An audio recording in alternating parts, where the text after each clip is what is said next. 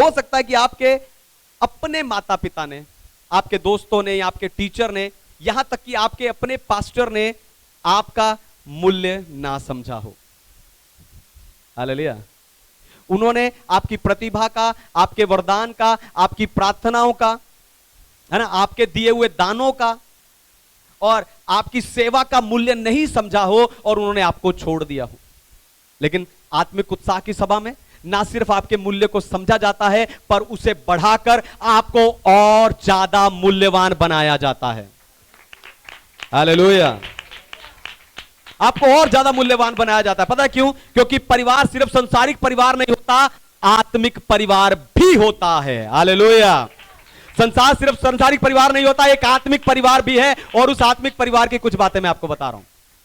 सबसे पहली बात है, आत्मिक परिवार आपको चुनौती देता है।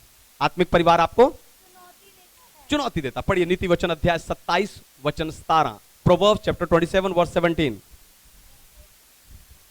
जैसे लोहा लोहे को चमका देता है, वैसे ही मनुष्य का मुख अपने मित्रों की संगति से चमकदार हो जाता है। आमीन। परमेश्वर के नाम की महिमा हो। तो जैसे लोहा लोहे को चमकाता है, वैसे ही एक व्यक्ति दूसरे व्यक्ति को चमका सकता है। हालेलुया।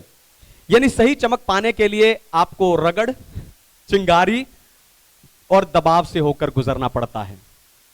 सही चमक पाने के लिए आपको रगड़, उससे निकलने वाली चिंगारियां और जो दबाव है, उस दबाव से होकर निकलना पड़ता है। आपका मूल्य ना समझने वाले लोगों के कारण आपने अपनी चमक खो दी होगी। लेकिन जब कोई आपको लगातार चुनौती, आगे बढ़ने की चुनौती देकर आपको उत्साहित करता रहता है, तो आप अपनी चमक वापस प्राप्त करते जाते हो और बहुमूल्य मोती में बदलते जाते हो। हालेलुया। हालेलुया।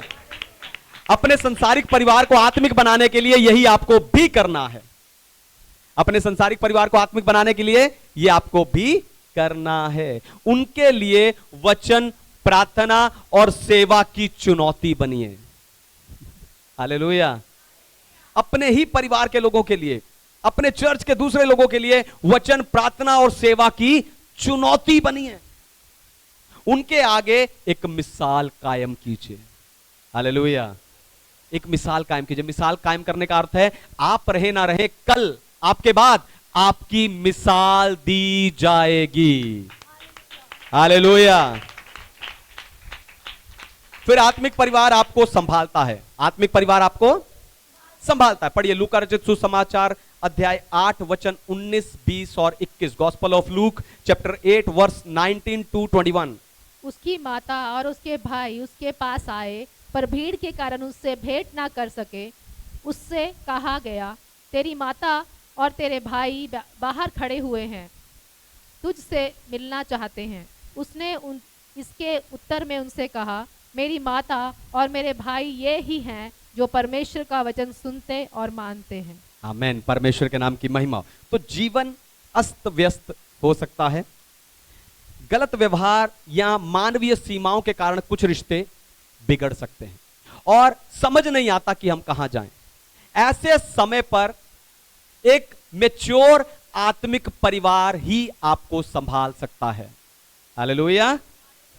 जब जीवन अस्त व्यस्त हो, कई रिश्ते टूट जाएं, बिखर जाएं, आप अलग हो जाएं, आपको छोड़कर कुछ लोग चले जाएं, उस समय पर सिर्फ और सिर्फ एक आत्मिक, एक परिपक्व, एक मैच्योर आत्मिक परिवार ही आपको संभाल सकता है। आत्मिक परिवार बच्चे के जन्म से लेकर बुढ़ापे तक आपको संभालता है। यानी आत्मिक परिवार का रिश्ता, यानी चर्च का रिश्ता संडे संडे का नहीं है, पर जीवन के हर उतार चढ़ाव में एक दूसरे को संभालने का है। हालेलुया। मैं फिर से कहता हूं कि चर्च का रिश्ता सिर्फ संडे संडे के लिए नहीं है, पर जीवन के हर उतार चढ़ाव में एक दूसरे को संभालने का रिश्ता होता है। आपको बताऊं, 12 वर्ष से लहू बहने वाली स्त्री ने जब आकर यीशु मसीह के वस्त्र को छूकर चंगाई पाई, तो यीशु मसीह ने उसे मुड़कर देखा और कहा, पुत्री, तेरे विश्वास ने तुझे चंगा कर दिया, इसलिए कुशल से चली जा। आप देखो, यीशु मसीह ने उस स्त्री को पुत्री कहा, जबकि यीशु मसीह खुद सिर्फ 30 साल के थे। क्यों? क्योंकि उस स्त्री की बीमारी के समय में उसके परिवार के सारे लोगों ने उसे छोड़ दिया, लेकिन प्रभु यीशु मसीह ने उससे रिश्ता बांधा। जब सब उसे छोड़ रहे थे, प्रभु ने उसे अपनाया, उसे अपनी बेटी बना लिया। अपने संसारिक परिवार को आत्मिक बनाने के लिए आपको भी उन्हें आत्मिक रिश्ते समझाने चाहिए। जब वो पास्टर के साथ, कलीसिया के साथ आत्मिक रिश्तों को समझेंगे तभी उन्हें निभाएंगे, और जब उन रिश्तों को निभाएंगे तभी उन रिश्तों में बने भी रहेंगे। हालेलुया।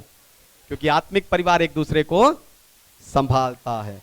फिर आत्मिक परिवार आपके विश्वास के सफर का साथी है। आत्मिक परिवार आपके विश्वास के सफर का साथी है। पढ़िए कुलुसियों की पत्री अध्याय 3 वचन 6 और 7। कोलोसियंस चैप्टर 3 वर्स 6 एंड 7। इन्हीं के कारण परमेश्वर का प्रकोप आज्ञा ना मानने वालों पर पड़ता है, और तुम भी जब इन बुराइयों में से जीवन बिताते थे तो इन्हीं के अनुसार चलते थे। पर थैंक यू लॉर्ड। तो प्रभु के नाम की स्तुति हो। तो ये आपका जीवन है ना। हम सीख रहे हैं आत्मिक परिवार आपके विश्वास के सफर का साथी है। तो ये आपका जीवन है और आपकी कहानी है। ये आपका जीवन है, आपकी कहानी है। लेकिन जीवन के इस सफर में कुछ लोग ऐसे मिलते हैं जो हमारे इस जीवन का हिस्सा बन जाते हैं, लेकिन उनका जो साथ है वो सिर्फ इस धरती तक, इस दुनिया तक ही है। पर आत्मिक परिवार यहां से अनंत काल तक आपके उस विश्वास के सफर का साथी होता है। हालेलुया। जिन्हें आप यहां देखते हो, कल उन्हें आप वहां भी देखोगे। जिनके साथ आज आप सुख दुख बांटते हो, जो आपको संभालते हैं, कल वो आपके साथ वहां पर भी होंगे। हालेलुया। आपको बताऊं, आप हमेशा से सिर्फ 3 कारणों की वजह से कोई भी काम करते हैं। कोई भी काम करना हो, आप सिर्फ 3 कारणों की वजह से करते हैं। पहला, कि लोग समझे मैं क्या कर रहा हूं। पहला है दूसरों को दिखाने के लिए कि लोग समझे मैं क्या कर रहा हूं। परिवार के लोग समझें मैं कितनी मेहनत कर रहा हूं, कितना दुख उठा रहा हूं।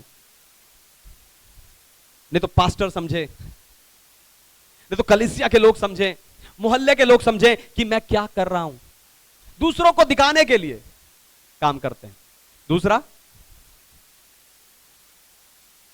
दूसरा है अपनी संतुष्टि के लिए।